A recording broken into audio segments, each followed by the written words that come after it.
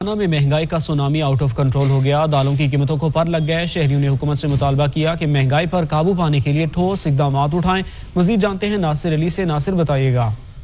جی بالکل، رمضان المبارک کے بابرکت مہینے میں مہنگائی کا طوفان نہ تھم سکا، دالوں کی قیمتوں کو پر لگ گئے ہیں۔ اب تو غریب آدمی کے لیے دال روٹی کھانا مشکل ہو گیا ہے، کیونکہ دال چنے کی قیمت 250 روپے اور دال مسور کی قیمت 320 روپے، اور اس کے ساتھ ساتھ دال مونگی کی قیمت جو ہے وہ 350 روپے تک پہنچ گئی ہے۔ اس کے ساتھ دال ماش کی قیمت 550 روپے تک پہنچ گئی ہے، جو غریب آدمی کی پہنچ سے دور ہے۔ میرے ساتھ شہری موجود ہے، بات کرتے ہیں۔ سر بتائیے گا، دالوں کی قیمتوں کو پر لگے، حکومت سے کیا مطالبہ رکھتے ہیں؟ جی، ہم حکومت پنجاب سے مطالبہ کرتے ہیں کہ گوشت تو ہماری پہنچ سے دور ہو چکا ہے، کم از کم ہمیں جو دالیں ان پر ریلیف دیا جائے ہمیں۔